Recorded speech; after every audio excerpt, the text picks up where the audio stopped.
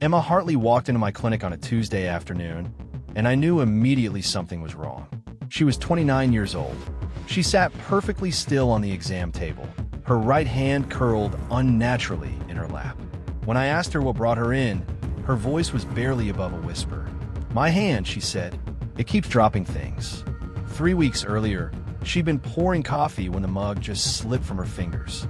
She thought she was tired, but then it happened again and again. I asked if there was pain. She shook her head. "It just feels weak, and sometimes it buzzes, like static under the skin." That's when I knew this wasn't carpal tunnel. I asked if she'd noticed symptoms anywhere else. She hesitated before answering. "My legs, when I stand up, they feel heavy, like I'm walking through mud." Then I asked about her vision. Her breath caught. "How did you know?" Before she could answer, her husband Derek walked in. He put his hand on her shoulder a little too firmly and explained she'd just been stressed from working at home. But I'd already seen Emma flinch when he touched her. I ran a neurological exam. Her hand trembled when she tried to touch my finger. Her reflexes were exaggerated. When I tested her feet, her toes fanned upward, a sign of upper motor neuron damage. I ordered an MRI immediately. 2 hours later, I sat in the dark radiology room staring at Emma's brain scans.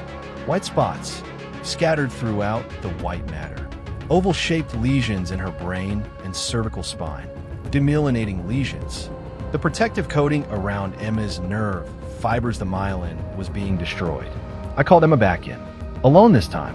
I showed her the images and explained what they meant. "Given your symptoms and these lesions, I think you have multiple sclerosis." She started crying. "Multiple sclerosis?" I told her we needed more tests to confirm a lumbar puncture, blood work. But I also asked her something else. "Have your symptoms gotten worse recently?" She looked down at her hands. "I fell yesterday. My legs gave out." "Did Derek take you to the ER?" She shook her head quickly. "He said I just needed rest." That's when my pager went off. Stat to the ER, patient name, Emma Hartley. But Emma was sitting right in front of me. I ran to the ER. When I got there, paramedics were working on a young woman who was seizing. They found her collapsed outside my clinic. She was clutching Emma's appointment card. But this wasn't Emma. As the medical team stabilized her, I noticed something.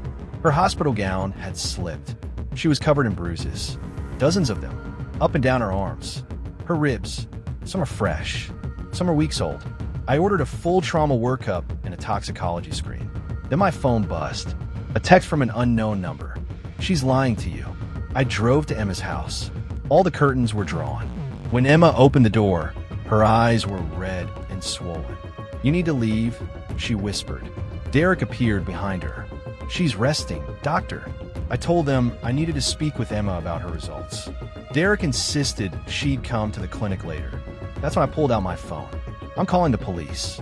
Emma suddenly stepped forward. "I have bruises, and I didn't fall." Derek grabbed her wrist. "Emma, don't let go of her," I said. Emma pulled away from him, tears streaming down her face. "He's been giving me pills," she said, "to help with the symptoms. But they make me foggy, weak.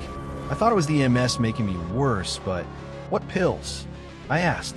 Derek turned and ran into the house. He came back holding a pill bottle, and then he dumped the pills into his hand and swallowed them. "They were for me," he choked out. "To slow her down, to keep her here. Benzodiazepines, muscle relaxants. I didn't want her to leave." His legs gave out. I caught him as he collapsed and kept his airway open while Emma called 911. 3 weeks later, Emma came back to my office. The spinal tap had confirmed it. She had multiple sclerosis. The oligoclonal bands in her spinal fluid, combined with the MRI findings and her symptoms, left no doubt. "And the pills Derek gave me?" she asked. I explained that the benzodiazepines and muscle relaxants he'd been secretly giving her had mimicked and worsened her MS symptoms. They made her weaker, more dependent on him, more confused. He'd been poisoning her. Derek was arrested and charged with assault, unlawful imprisonment, and administering harmful substances. Emma asked if she was going to be okay. I told her the truth. MS is a real disease, but it's manageable. We'll start you on disease-modifying therapy and physical therapy. You're going to be okay. Emma looked at me with something I hadn't seen before. Determination. "I'm not letting this disease define me," she said quietly. Not after everything. Multiple sclerosis affects 2.8 million people worldwide. It's a chronic illness that attacks the nervous system, causing weakness, numbness, vision problems, and difficulty walking. But Emma's real enemy wasn't the disease.